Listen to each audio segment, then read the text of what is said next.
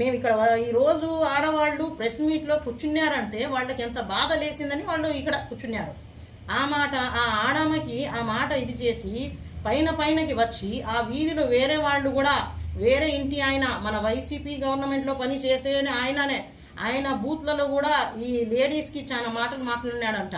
అప్పుడు కూడా అయితే కూడా వీళ్ళు ఎక్స్పెక్ట్గా పోనీలేండి మేము ఏం చెప్పకూడదు వీళ్ళకి అని వాళ్ళు గమ్మునుండి దానికి గమ్మునున్నారు. అయితే ఇప్పుడు వాడు ఎక్కువ చేసినాడు, అందరి ముందర ఆమె పైకి వచ్చినాడంట. దాని తర్వాత ఏం చేసినాడంటే ఈమె అక్కడి నుంచి పోయినాక ఎటువంటి అలాగ వరస్ట్ టిట్టులు ఇచ్చినాడు ఆ పాపకి.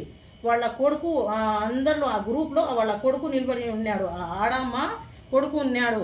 ఆమెకి వల్గర్ టిట్టులు ఇవ్వడము, ఎటువంటి అలాగ మాట్లాడడము. ఈమె ఎక్కడి నుంచి వచ్చింది, ఏం బా వీధి ఏమైనా మీకు రాసిచ్చినారా, అలా ఏం లేదు. ఊళ్ళో అందరూ ఉంటే అందరూ ప్రశ్నిస్తారు.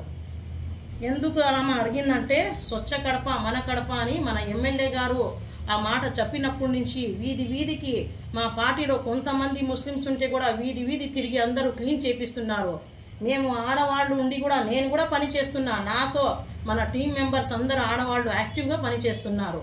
అంతే. ఈ విషయానికి వీళ్ళందరూ వీళ్ళు కొంతమంది ఉండి కూడా అందరిలో వీళ్ళు కనిపిస్తున్నారే, వీళ్ళకి మేము ఎలా దబాయించాలా, వీళ్ళకి మేము ఎలా మాట్లాడాలా అని చాలా తప్పుగా మాకి వీళ్ళు మాట్లాడుతున్నారు. నేను ఒక మాట అంటాను జహీర్కి, అన్ని రోజుల నుంచి నువ్వు బయటికి రాలేదు.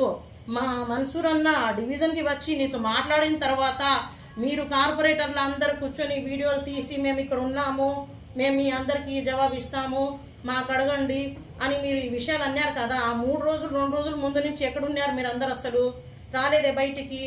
ఆ రోజు మీరు బయటికి వచ్చి అప్పుడు దాని తర్వాత అన్న అడిగిన తర్వాత మీరు వీడియోలు తీసి వేసినారు.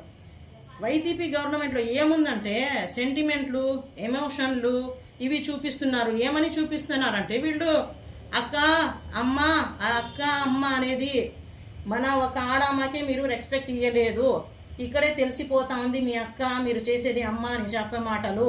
టిట్టులు ఇచ్చడం, మీ ఇంటి ఆడ అమ్మకి టిట్టులు ఇస్తే మీరు గమ్మునుంటారా? గమ్మునుండరు. దానికోసం ఆ పాప పోయి కేసులు పెట్టింది మీ మీద.